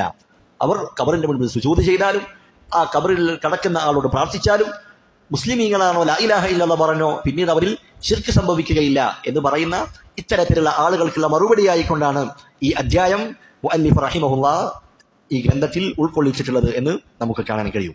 അപ്പോൾ ഖൗഫ് എന്ന് പറയുന്ന ഇബാദത്ത് ആ ഖൗഫ് എന്ന് പറയുന്ന ഇബാദത്ത്, അതിനെക്കുറിച്ച് ഇൻഷാ അല്ലാഹ് കിതാബ് തൗഹീദിന്റെ ഒരു പ്രത്യേകമായ അധ്യായം തന്നെ വരുന്നുണ്ട്. അപ്പോൾ ഖൗഫിനെ കുറിച്ച് ആ സന്ദർഭത്തിൽ നമുക്ക് പറയാവുന്നതാണ്. എന്നാൽ ഖൗഫ് എന്ന് പറയുന്ന ഇബാദത്ത് അത് ഹൃദയം കൊണ്ട് നിർവഹിക്കുന്ന ഇബാദത്താണ്. ഇബാദത്ത് എന്ന് കേൾക്കുമ്പോൾ നമ്മുടെ മനസ്സിലേക്ക് ആദ്യം കടന്നു വരുന്ന കാര്യം എന്താണ്? നിസ്കാരം, നോമ്പ്, സക്കാത്ത്, ഹജ്ജ്, ഇങ്ങനെയുള്ള കാര്യങ്ങളാണ്. എന്നാൽ ഹൃദയം കൊണ്ട് നിർവഹിക്കുന്ന ഇബാദത്തുകളുണ്ട്. അൽ ഇബാദത്തുൽ ബാത്തിന, ഹൃദയം കൊണ്ട് നിർവഹിക്കുന്ന ഇബാദത്തുകൾ. അള്ളാഹുവിലുള്ള ഭയം, അള്ളാഹുവിലുള്ള പ്രതീക്ഷ, അള്ളാഹുവിലുള്ള തവക്കുൽ, അതുപോലെ തന്നെ അള്ളാഹുവിലുള്ള ഇനാബ, പശ്ചാത്താപ മനസ്സ്, ഇങ്ങനെ ഒക്കെ ധാരാളം ഇബാദത്തുകൾ ഹൃദയവുമായി ബന്ധപ്പെട്ട് കിടക്കുന്നുണ്ട്. അത്തരത്തിലുള്ള ഒരു പ്രധാനപ്പെട്ട ഒരു ഇബാദത്താണ് ഖൗഫ് എന്ന് പറയുന്നത്. ആ ഖൗഫ് അത് പല കാര്യങ്ങളുമായി ബന്ധപ്പെട്ടിരിക്കുന്നു. പണ്ഡിതന്മാർ പറഞ്ഞതായി കാണാം, പ്രധാനമായും 6 കാര്യങ്ങളുമായിട്ടാണ് ബന്ധപ്പെട്ടിരിക്കുന്നത്. ഒന്നാമത്തേത് അൽ ഖൗഫു മിനല്ലാഹ്, അള്ളാഹുവിനെ ഭയപ്പെടുക. അതാണ് ഏറ്റവും അടിസ്ഥാനം. അതാണ് അള്ളാഹുവിനെ ഭയപ്പെടുക എന്നുള്ളതാണ്. അള്ളാഹുവിന്റെ ഒട്ടനവധി വിശേഷണങ്ങൾ, അള്ളാഹുവിനെ പേടിക്കാൻ, അള്ളാഹുവിന്റെ മഹാത്മ്യത്തെ ഉൾക്കൊള്ളാൻ ഉതകുന്നതായ എത്രയോ സിഫാത്തുകൾ ഉൾക്കൊണ്ടവനാണ് അള്ളാഹു സുബ്ഹാനഹു വ തആല. വിശുദ്ധ ഖുർആനിൽ അള്ളാഹു പറഞ്ഞതുപോലെ അസീസുൻ ദുൻതിഖാം, അള്ളാഹു പ്രതാപിയാണ്, അള്ളാഹു ശിക്ഷാ നടപടികൾ സ്വീകരിക്കാൻ കഴിവുള്ളവനാണ്, അത്തരത്തിൽ ശിക്ഷാ നടപടികൾ സ്വീകരിക്കുന്നവനാണ്. അതുപോലെ അള്ളാഹു പറയുന്നു അന്നല്ലാഹ ശദീദുൽ ഇഖാബ്, അള്ളാഹു സുബ്ഹാനഹു വ തആല കഠിനമായി ശിക്ഷിക്കുന്നവനാണ്. അതുപോലെ തന്നെ അദാബുൻ അലീം, അള്ളാഹുവിന്റെ ശിക്ഷ അത് അതികഠിനമാണ്. മറ്റൊരായത്തിൽ അള്ളാഹു പറയുന്നു വലാ യുറദ്ദു ബഅസുഹു അനിൽ മുജ്രിമീൻ, കുറ്റവാളികളായ തമ്മാടികളായ ആളുകൾ, അവരിൽ നിന്ന് അള്ളാഹുവിന്റെ ശിക്ഷയെ ഒഴിവാക്കപ്പെടുന്നില്ല. അതുപോലെ അള്ളാഹുവിന്റെ മറ്റൊരു നാമമാണ് അൽ ഖഹാർ, അതുപോലെ തന്നെ അൽ ജബ്ബാർ, എല്ലാവരെയും അടക്കി ഭരിക്കുന്ന സർവാധിപത്യമുള്ളവനാണ് അള്ളാഹു. ഇത്തരത്തിൽ അള്ളാഹുവിന്റെ ഒട്ടനവധി വിശേഷണങ്ങൾ അള്ളാഹുവിനെ ഭയപ്പെടാൻ നമ്മെ പ്രേരിപ്പിക്കുന്ന സഹായകമാകുന്ന കാര്യമാണ്. അതാണ് അള്ളാഹു പറഞ്ഞത് വയുഹദ്ദിറുകുമുല്ലാഹു നഫ്സഹ്, അള്ളാഹു അവനെ കുറിച്ച് തന്നെ നിങ്ങൾക്ക് താക്കീത് നൽകുകയാണ്. അള്ളാഹുവെ കുറിച്ച് തന്നെ നിങ്ങൾക്ക് താക്കീത് നൽകുന്നു എന്ന് അള്ളാഹു സുബ്ഹാനഹു വ തആല പറഞ്ഞതായി കാണാം. അതുകൊണ്ടാണ് മലക്കുകൾ പറയുന്നു യഖാഫൂൻ, മലക്കുകളെ കുറിച്ച് അള്ളാഹു പറയുകയാണ് യഖാഫൂന റബ്ബഹും മിൻ ഫൗഖിഹിം, ആ മലക്കുകൾ അവർക്ക് മീതെയുള്ള റബ്ബിനെ, അള്ളാഹുവിനെ അവർ ഭയപ്പെടുന്നവരാണ് എന്ന് മലക്കുകളെ കുറിച്ച് അള്ളാഹു സുബ്ഹാനഹു വ തആല പറഞ്ഞതായി കാണാം. അതുപോലെ തന്നെ മുഅ്മിനീങ്ങളായ ആളുകൾ, അവരുടെ വിശേഷണമായി അള്ളാഹു പറയുന്നു അല്ലദീന യഖ്ശൗന റബ്ബഹും ബിൽ ഗൈബ്, അവർ അവരുടെ റബ്ബിനെ ഗൈബിയായ നിലക്ക്, അദൃശ്യമായ നിലക്ക് ഭയപ്പെടുന്നവരാണ് മുഅ്മിനീങ്ങളായ ആളുകൾ. ഖശിയത്ത് എന്ന് പറഞ്ഞാൽ എന്താണ് അർത്ഥം? ഖൗഫ് എന്ന് പറഞ്ഞാൽ ഭയം. ഖശിയത്ത് എന്ന് പറഞ്ഞാലും മലയാളത്തിൽ നമ്മൾ എന്ത് പറയും? ഭയം എന്ന് തന്നെയാണ് പറയാറുള്ളത്. പക്ഷേ ചെറിയ വ്യത്യാസമുണ്ട്. ഖശിയത്ത് എന്ന് പറഞ്ഞാൽ അള്ളാഹുവിനെ അറിഞ്ഞുകൊണ്ട് ഭയപ്പെടുന്നതിനാണെന്ന് പറയുക ഖശിയത്ത് എന്ന് പറയുന്നത്. അതാണ് പണ്ഡിതന്മാരെ കുറിച്ച് പറഞ്ഞപ്പോൾ അള്ളാഹു എന്ത് പറഞ്ഞു? ഇന്നമാ യഖ്ശല്ലാഹ മിൻ ഇബാദിഹിൽ ഉലമാ, അള്ളാഹുവിനെ യഥാവിധം ഭയപ്പെടുന്നവർ, അള്ളാഹുവിനെ അറിഞ്ഞുകൊണ്ട് അള്ളാഹുവിനെ ഭയപ്പെടുന്നവരാരാണ്? അവർ ഇൽമുള്ള ആളുകളാണ്. അപ്പോൾ ഇത്തരത്തിൽ അള്ളാഹുവിനെ അറിഞ്ഞുകൊണ്ട് ഭയപ്പെടുന്നവരാണ് മുഅ്മിനീങ്ങളായ ആളുകൾ. അപ്പോൾ അള്ളാഹുവിനെ ഭയപ്പെടുക എന്നുള്ളത് അതാണ് ഖൗഫുമായി ബന്ധപ്പെട്ട ഒന്നാമത്തെ കാര്യം. നാളെ പരലോകത്ത് അള്ളാഹുവിന്റെ അർശിന്റെ തണലല്ലാത്ത മറ്റൊരു തണലും ഇല്ലാത്ത ദിവസം അന്ന് അള്ളാഹു തണലേകുന്ന ഒരു വിഭാഗം ആളുകളുണ്ട്. അവരാരാണ്? വറജുലുൻ ദഅത്ഹു ഇംറഅത്തുൻ ദാതു മൻസിബിൻ വജമാൽ, ഉന്നത പദവിയുള്ള, ഉന്നത സ്ഥാനമുള്ള, ഉന്നത തറവാടുള്ള, അതുപോലെ തന്നെ സൗന്ദര്യമുള്ള, അഴകുള്ള ഒരു സ്ത്രീ ഒരു പുരുഷനെ വ്യഭിചാരത്തിലേക്ക് ക്ഷണിക്കുകയാണ്. ആ സന്ദർഭത്തിൽ ആ പുരുഷൻ എന്ത് പറഞ്ഞു? ഇന്നി അഖാഫുല്ലാഹ്, ഞാൻ അള്ളാഹുവിനെ ഭയക്കുന്നു. അപ്പോൾ ഭയം എന്നുള്ളത്, ആ ഇബാദത്ത്, അത് ഒന്നാമതായി ബന്ധപ്പെട്ടിരിക്കുന്നത് അള്ളാഹുവിനെ ഭയക്കുക എന്നുള്ളതാണ്. രണ്ടാമതായി പണ്ഡിതന്മാർ പറയുന്നു അൽ ഖൗഫു മിൻ അദാബിൽ ആഖിറ, ആഖിറത്തിലുള്ള അള്ളാഹുവിന്റെ ശിക്ഷകൾ, അള്ളാഹു തയ്യാറാക്കി വെച്ചിട്ടുള്ള അതികഠിനമായ ശിക്ഷകളെ കുറിച്ചൊക്കെ അതിനെ ഭയപ്പെടുക. ബർസഖിയായ ജീവിതത്തിലുള്ള ശിക്ഷകളുണ്ട്, ഖബറിലുള്ള ശിക്ഷകളുണ്ട്, അതുപോലെ ഖിയാമത്ത് നാളിൽ നടക്കാനിരിക്കുന്ന പേടിപ്പെടുത്തുന്ന കാര്യങ്ങളുണ്ട്. മരണത്തിന് ശേഷം നടക്കാനിരിക്കുന്ന മീസാനുണ്ട്, ഹിസാബുണ്ട്, ചോദ്യമുണ്ട്, അതുപോലെ കർമ്മങ്ങൾ തൂക്കി നോക്കുന്ന രംഗമുണ്ട്. അതുപോലെ തന്നെ സിറാത്തിലൂടെ, നരകത്തിന് മുകളിലൂടെ നടന്നു പോകുന്ന ആ സിറാത്ത് എന്ന പാലമുണ്ട്. ഇങ്ങനെ അല്ലാഹു സുബ്ഹാനഹു വ തആല ആഖിറത്തിൽ ഒരുക്കി വെച്ചിട്ടുള്ള കാര്യങ്ങൾ, ആ ശിക്ഷകൾ, നരകം, ആ നരകത്തിലുള്ള ശിക്ഷകൾ, അതൊക്കെ അതിനെ ഭയപ്പെടുക. അതാണ് ഖൗഫുമായി ബന്ധപ്പെട്ട രണ്ടാമത്തെ കാര്യം. അതാണ് അല്ലാഹു സുബ്ഹാനഹു വ തആല പറഞ്ഞത് ഇന്ന ഫീ ദാലിക ലആയതൻ ലിമൻ ഖാഫ അദാബൽ ആഖിറ, പരലോക ശിക്ഷയെ ഭയപ്പെടുന്ന ആളുകൾ, അവർക്ക് അതിൽ ദൃഷ്ടാന്തമുണ്ട്, അതിൽ ആയത്തുണ്ട് എന്ന് അല്ലാഹു സുബ്ഹാനഹു വ തആല പറഞ്ഞതായി കാണാം. മറ്റൊരായത്തിൽ അല്ലാഹു പറയുന്നു, നരകത്തെക്കുറിച്ച് പറയുകയാണ് ലഹും മിൻ ഫൗഖിഹിം മുലൽ.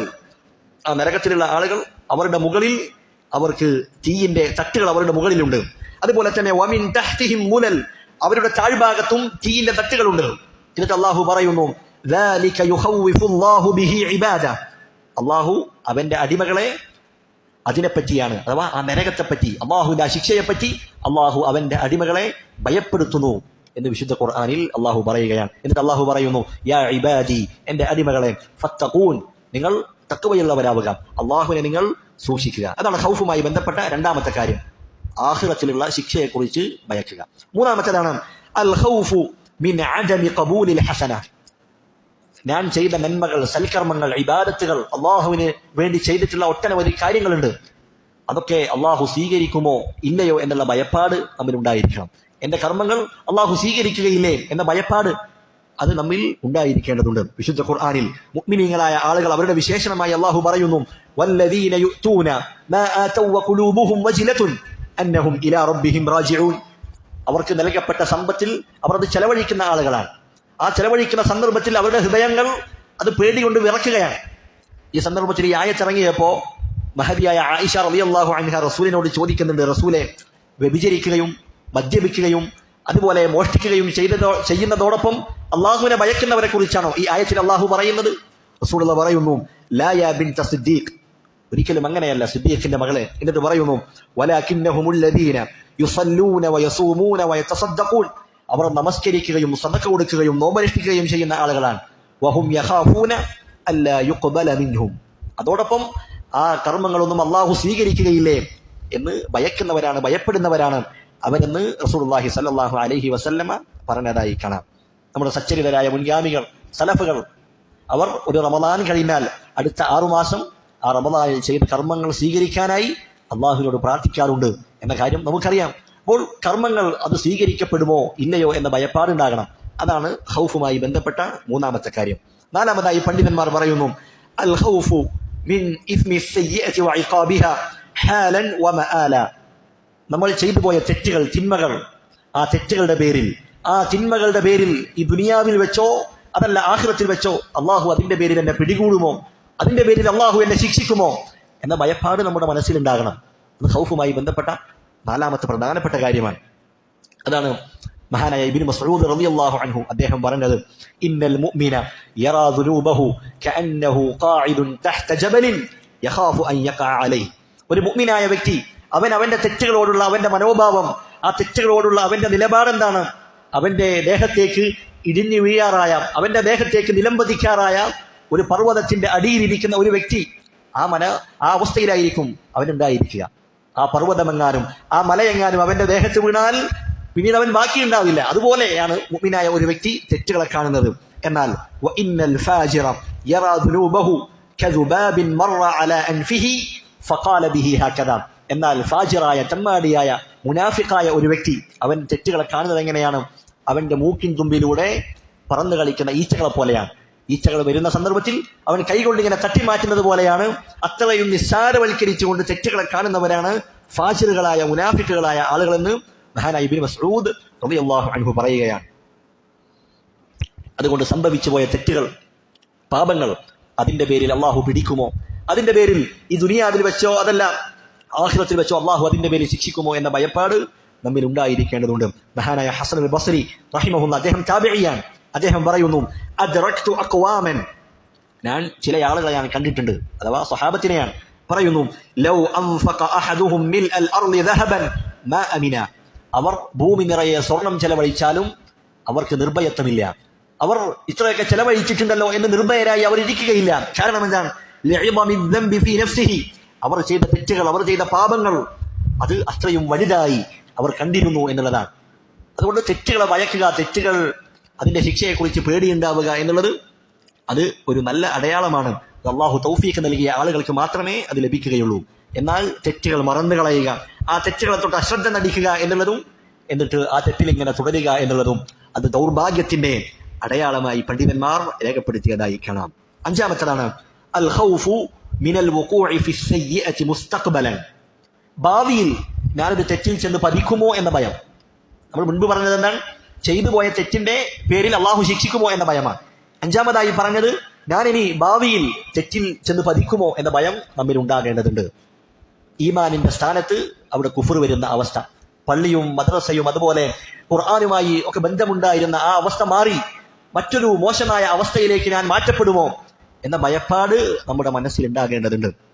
സഹാബത്ത് അങ്ങനെയാണ്. മഹാനായ താബിഈ ഇബ്നു അബീ മുലൈക റഹിമഹുല്ലാഹ് അദ്ദേഹം പറയുന്നു, അദ്റക്തു 30 മിൻ അസ്ഹാബിൻ നബി സല്ലല്ലാഹു അലൈഹി വസല്ലം, റസൂലിന്റെ 30ഓളം വരുന്ന സഹാബത്തിനെ ഞാൻ കണ്ടിട്ടുണ്ട്. കുല്ലുഹും യഖാഫു നിഫാഖ അലാ നഫ്സിഹി, അവരൊക്കെ സ്വന്തത്തിന്റെ കാര്യത്തിൽ നിഫാഖിനെ ഭയപ്പെട്ടവരാണ്. അവർക്ക് നിഫാഖുണ്ടോ, അവർ നിഫാഖിൽ ചെന്ന് പതിക്കുമോ എന്ന് ഭയപ്പാടുള്ളവരായിരുന്നു സഹാബത്തെന്ന് അവിടുന്ന് താബിഈങ്ങൾ രേഖപ്പെടുത്തുകയാണ്.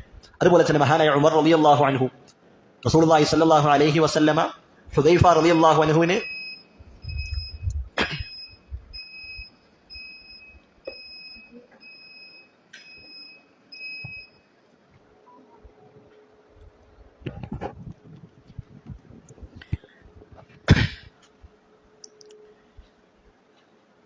ഖൗഫുമായി ബന്ധപ്പെട്ട 5ാമത്തെ കാര്യമാണ്, ഭാവിയിൽ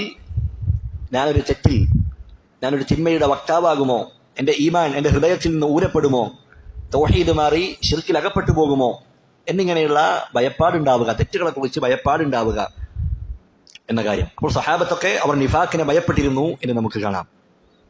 മഹാനായ ഇബ്രാഹിം അലൈഹിസ്സലാം, അദ്ദേഹത്തിന്റെ ചരിത്രം നമുക്കറിയാം.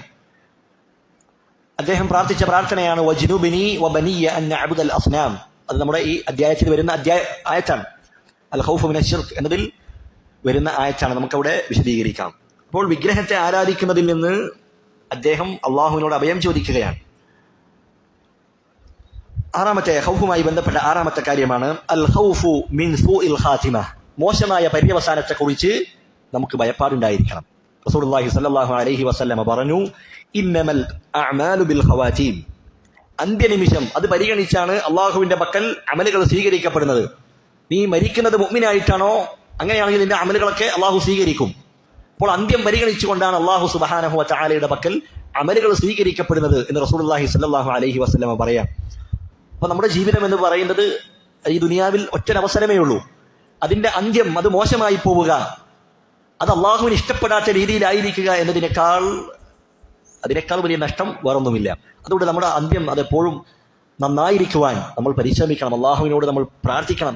അതുപോലെ തന്നെ അതിനെക്കുറിച്ചുള്ള ഭയപ്പാട് നമ്മിൽ ഉണ്ടായിരിക്കുകയും ചെയ്യേണ്ടതുണ്ട്. റസൂലുള്ളാഹി സ്വല്ലല്ലാഹു അലൈഹി വസല്ലമ പറഞ്ഞതുപോലെ, ഇന്ന ഖുലൂബ ബനി ആദമ കുല്ലഹ ബൈന ഇസ്ബഅൈനി മിൻ അസാബിഇർ റഹ്മാനി കഖൽബിൻ വാഹിദ്. റസൂലുള്ളാഹി പറയുകയാണ്, മനുഷ്യരുടെ മുഴുവൻ ഹൃദയങ്ങളും അത് ഒരൊറ്റ ഹൃദയം പോലെ അള്ളാഹുവിന്റെ ഇരുവിരലുകൾക്കിടയിലാണ് ആ ഹൃദയങ്ങളെല്ലാം.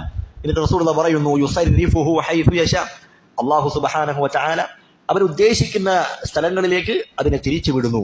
എന്നിട്ട് റസൂലുള്ളാഹി പറയുകയാണ്, അല്ലാഹുമ്മ മുസർരിഫൽ ഖുലൂബ് സർരിഫ് ഖുലൂബനാ അലാ തആതിക്, ഹൃദയങ്ങളെ അതിനെ വ്യത്യസ്തമായ രീതിയിലേക്ക് അതിനെ തിരിച്ചു വിടുന്നവനെ, ഞങ്ങളുടെ ഹൃദയത്തെ നിനക്കുള്ള അനുസരണയിൽ നിനക്കുള്ള താഅത്തിൽ അതിലേക്ക് നീ വഴിതിരിച്ചു വിടണമേ എന്ന് റസൂലുള്ളാഹി സ്വല്ലല്ലാഹു അലൈഹി വസല്ലമ അവിടുന്ന് പ്രാർത്ഥിക്കാറുണ്ട്.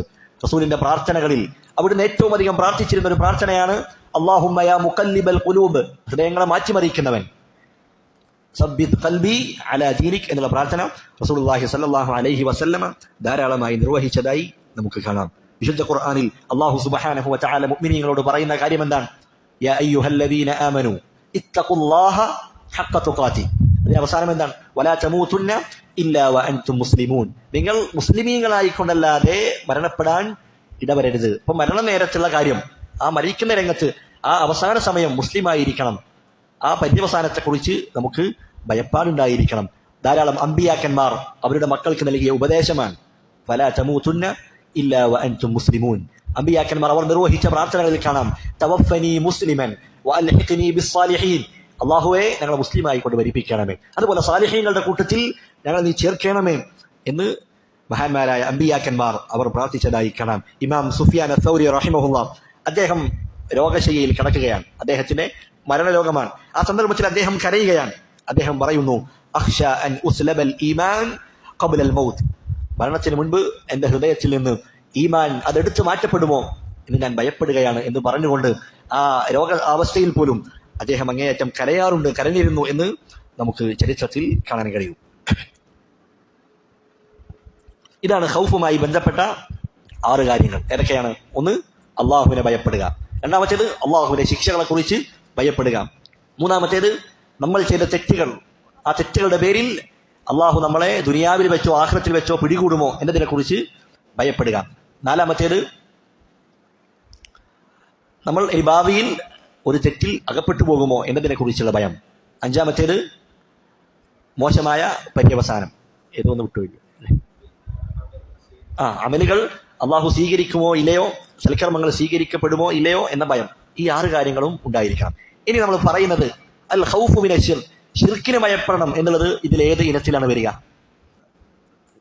നിങ്ങളൊന്ന് ആലോചിച്ച് പറഞ്ഞാൽ മതി. ഏതിലാണ് വരിക?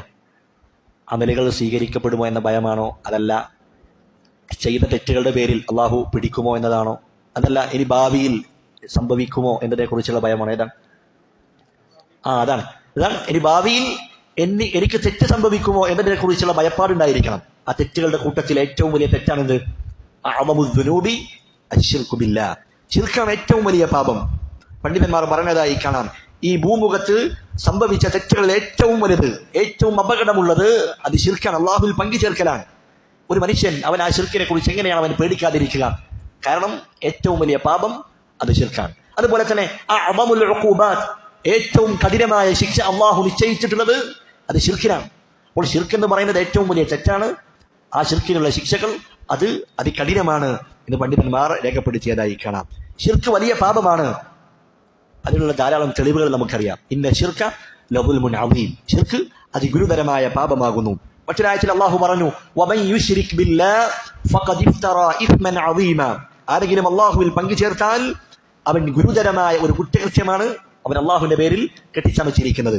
മറ്റൊരു ഹദീസിൽ മഹാനായ ഇബ്നു മസ്ഊദ് റളിയല്ലാഹു അൻഹു അദ്ദേഹം റസൂലിനോട് ചോദിക്കുകയാണ്, യാ റസൂലല്ലാഹ് അയ്യു ദംബി അഅ്ളം, റസൂലെ ഏതാണ് ഗുരുതരമായ പാപം, ഏതാണ് തിന്മ ഏതാണ്? റസൂലുള്ളാഹി പറയുന്നു, അൻ തജഅല ലില്ലാഹി നിദ്ദൻ വഹുവ ഖലഖക, അള്ളാഹുവാണ് നിന്നെ സൃഷ്ടിച്ചതെന്നിരിക്കെ നീ അള്ളാഹുവിന് പങ്കുകാരെ നിശ്ചയിക്കലാണ് ഏറ്റവും വലിയ തിന്മ എന്ന് റസൂലുള്ളാഹി സ്വല്ലല്ലാഹു അലൈഹി വസല്ലമ അവിടുന്ന് പഠിപ്പിച്ചു കൊടുക്കുകയാണ്.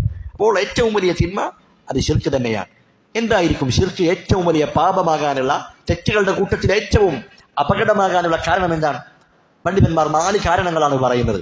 ഒന്നാമത്തെ കാരണം, അന്ന ശിർക ഇൻതിഖാസുൻ ലില്ലാഹ്, ശിർക്ക് ചെയ്യുന്നവൻ, മുശ്രിക്കായവൻ, അള്ളാഹുവിൽ പങ്കു ചേർക്കുന്നവൻ, അവൻ അള്ളാഹുവിന്റെ സ്ഥാനത്തെ, അള്ളാഹുവിന്റെ മഹത്വത്തെ അത് ഇടിച്ചു താഴ്ത്തിയവനാണ്, അതിനെ വില കുറച്ച് കണ്ടവനാണ്.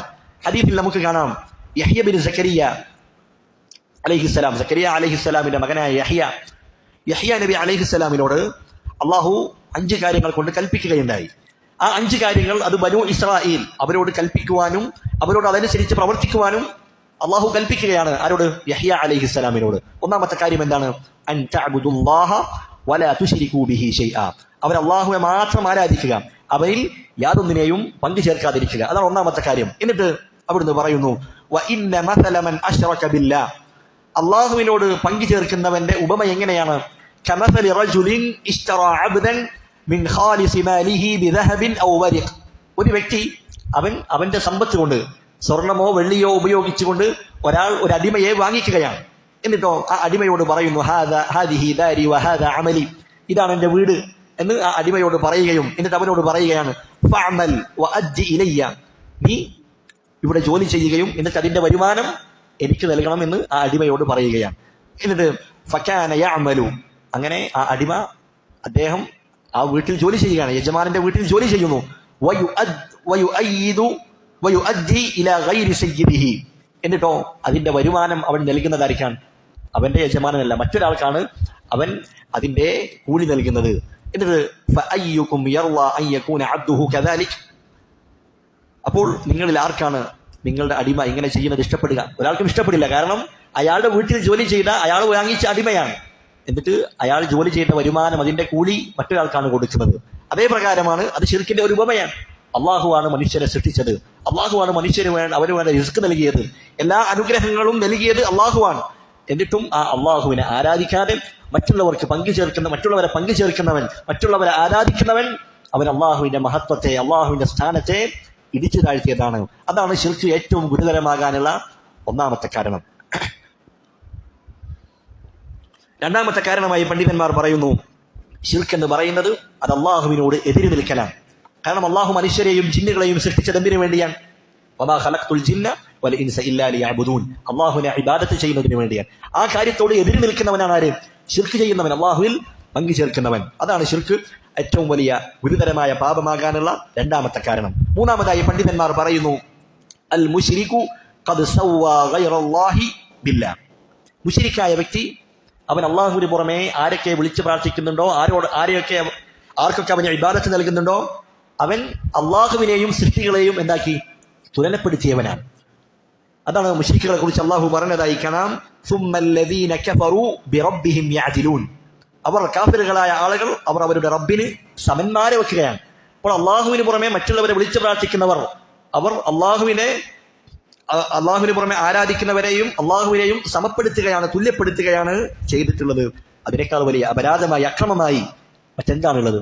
നമ്മൾ സൃഷ്ടികളുടെ കാര്യം തന്നെ ഒന്ന് ആലോചിച്ച് നോക്കുക.